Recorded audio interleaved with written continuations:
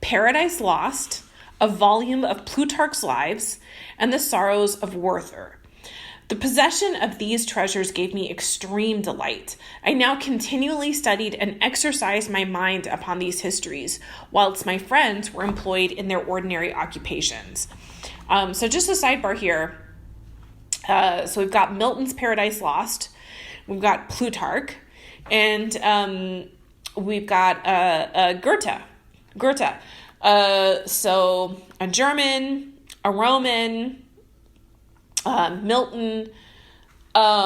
So I keep going back to this theme of education over and over and over again in this book, but the Frankenstein's creature has the best education pretty much of anybody in the book, and certainly more grounded in the humanities than his creator, than Frankenstein, right? Man, we could do a whole episode just thinking about the texts and books that he reads. But, Milton, Paradise Lost, ooh, yeah, there's a lot there. Okay, I can hardly describe to you the effect of these books. They produced in me an infinity of new images and feelings, and sometimes raised me to ecstasy, but more frequently sunk me into the lowest dejection. And The Sorrows of Werther, besides the interest of its simple and affecting story, so many opinions are canvassed and so many lights thrown upon what had hitherto been to me obscure subjects, that I found in it a never-ending source of speculation and astonishment. The gentle and domestic manners it described, combined with lofty sentiments and feelings, which had for their object something out of self, accorded well with my experience among my protectors, and with the wants which were forever alive in my own bosom. But I thought Werther himself a more divine being than I had ever beheld or imagined. His character contained no pretension, but it sunk deep. The disquisitions upon death and suicide were calculated to fill me with wonder. I did not pretend to enter into the merits of the case, yet I inclined toward the opinions of the hero, whose extinction I wept, without precisely understanding it.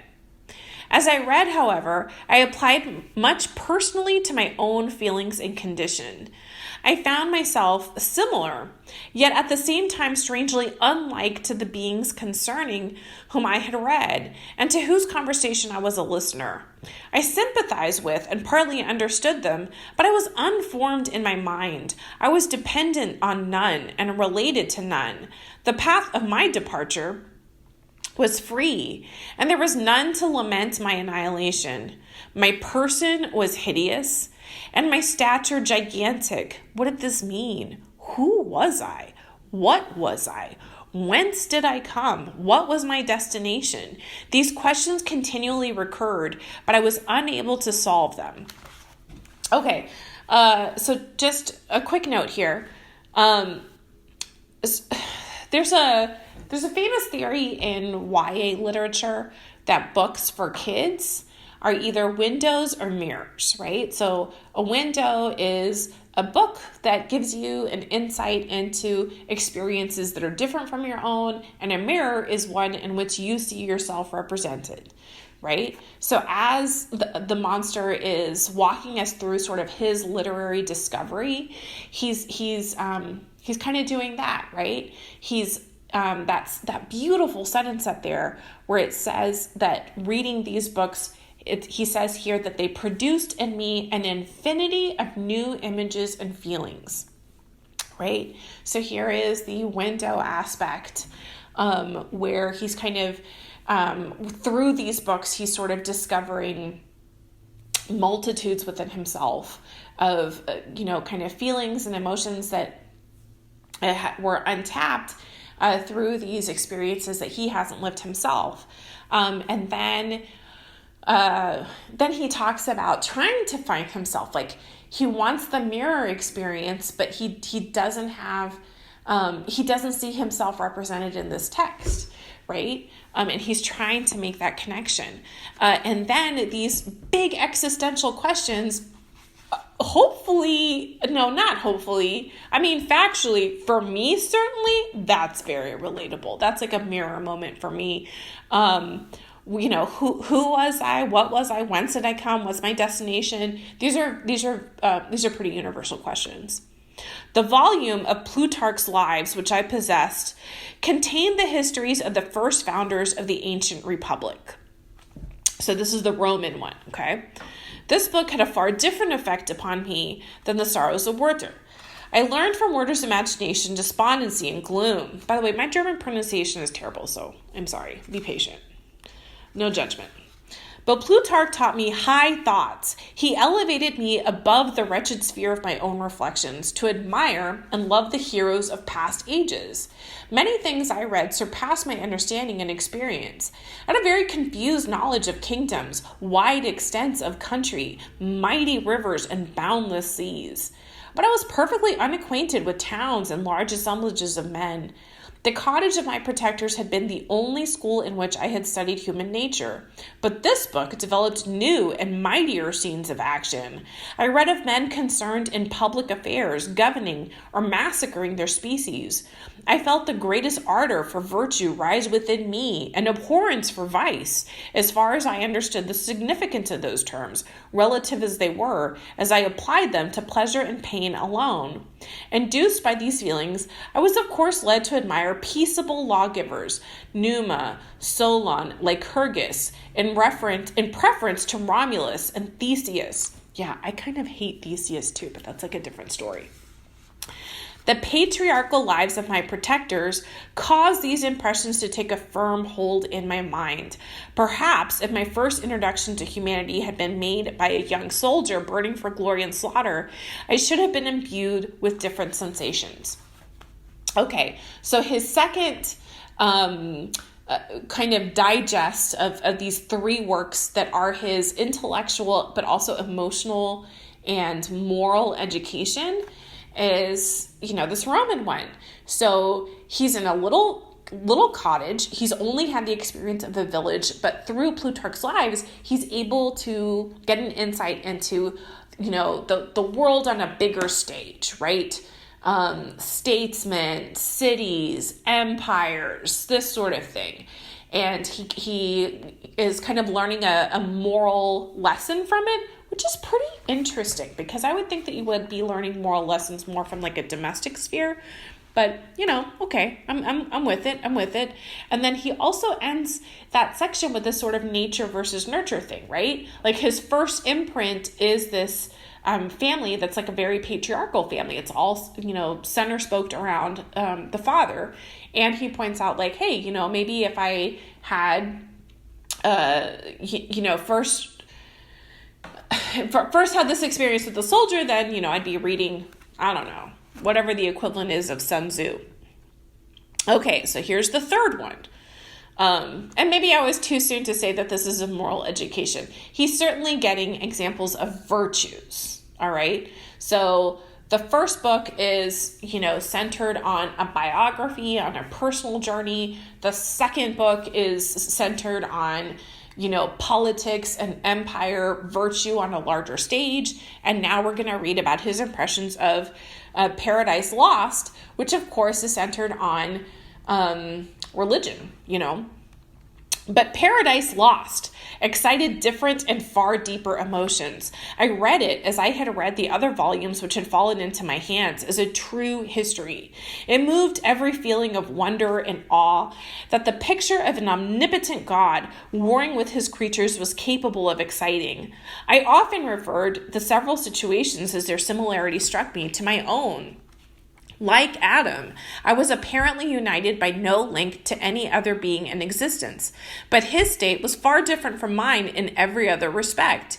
He had come forth from the hands of God a perfect creature, happy and prosperous, guarded by the especial care of his Creator. He was allowed to converse with and acquire knowledge from beings of a superior nature. But I was wretched, helpless, and alone.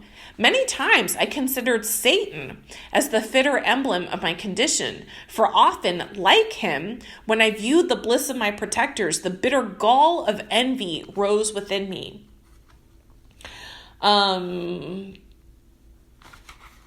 so he sees himself in this creation story, as well should he, right? He's created from nothing, just like God creates Adam from nothing. Another circumstance strengthened and confirmed these feelings.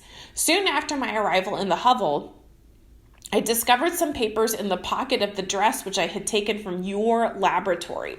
And remember, the second person here, your laboratory it's Frankenstein's laboratory, because all of these chapters have been the creature, confronting his creator. He's talking to Victor Frankenstein. Okay, returning to his words here. At first I had neglected them, but now I was able to decipher the characters in which they were written, and I began to study them with diligence. It was your journal of 4 months that preceded my creation. You minutely described in these papers every step you took in the progress of your work. This history was mingled with accounts of domestic occurrences. You, doubtless, recollect these papers. Here they are. Everything is related in them which bears reference to my accursed origin. The whole detail of that series is disgusting circumstances which produced it, is set in view. The minutest description of my odious and loathsome person is given in language which painted your own horrors and rendered mine indelible. I sickened as I read it.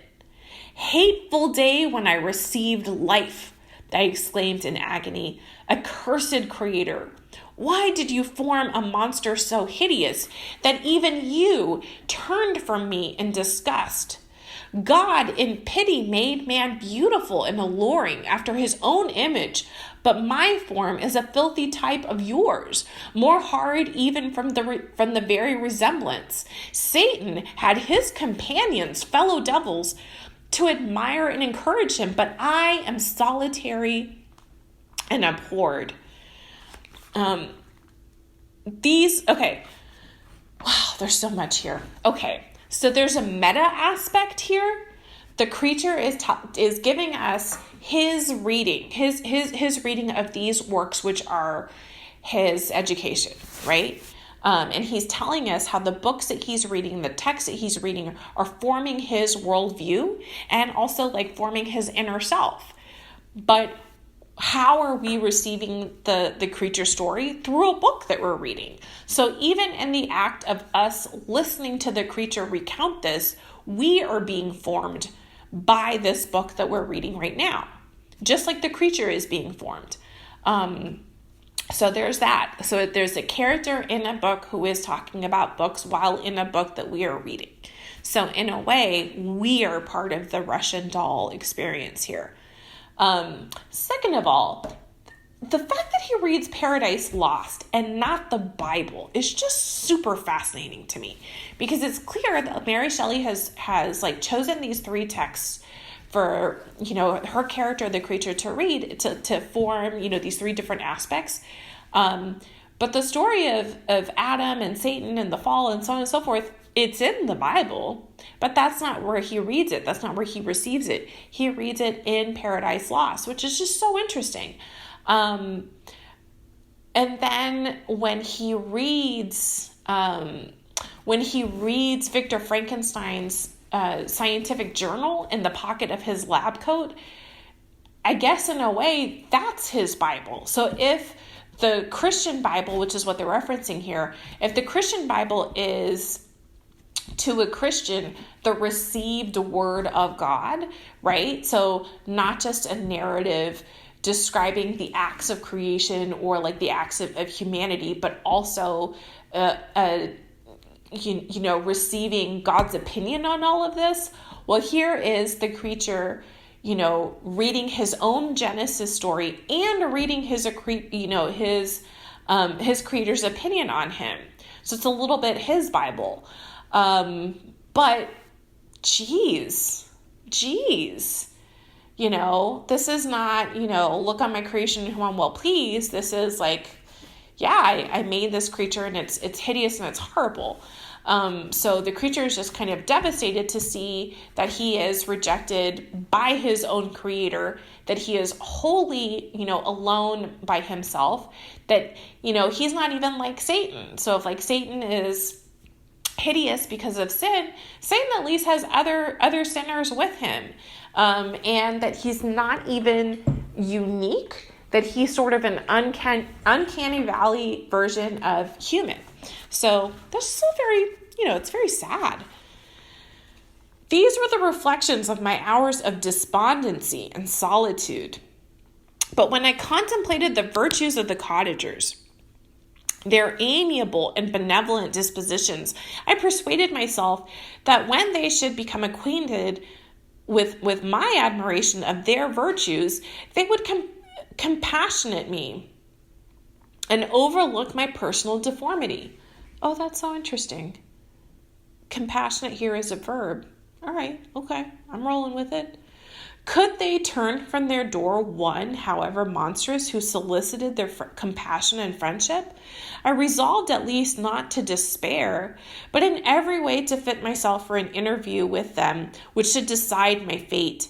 I postponed this attempt for some months longer, for the importance attached to its success inspired me with a dread lest I should fail. Besides, I found that my understanding improved so much with every day's experience that I was unwilling to commence this undertaking until a few more months should have added to my sagacity. Several changes in the meantime took place in the cottage. Okay, so this is setting him up with a lot of anticipation for revealing himself to the cottagers. And how is he doing it? Well, if I can just be good enough, if I can just be smart enough, if I can just pass, then these people who are like good, kind people, they will accept me. But he's nervous about it. Several changes in the meantime took place in the cottage. The presence of Safi diffused happiness among its inhabitants, and I also found that a greater degree of plenty reigned there. Felix and Agatha spent more time in amusements and conversation, were assisted in their labors by servants. They did not appear rich, but they were contented and happy. Their feelings were serene and peaceful, while mine became every day more tumultuous. Increase of knowledge only discovered to me more clearly what a wretched outcast I was. I cherished hope, it is true, but it vanished when I beheld my person reflected in water or my shadow in the moonshine, even as that frail image and that inconstant shade.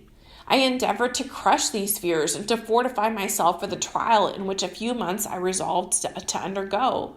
And sometimes I allowed my thoughts, unchecked by reason, to ramble in the fields of paradise and dared to fancy amiable and lovely creatures sympathizing with my feelings and cheering my gloom. Their angelic countenances breathed smiles of consolation. But it was all a dream. No Eve soothed my sorrows nor shared my thoughts. I was alone. I remembered Adam's supplication to his Creator. But where was mine? He had abandoned me, and in the bitterness of my heart, I cursed him. So, of course, Adam's, supplication to his Creator is asking for a companion, asking for Eve. So he fantasizes about having a companion, but, he's alone. Autumn passed thus.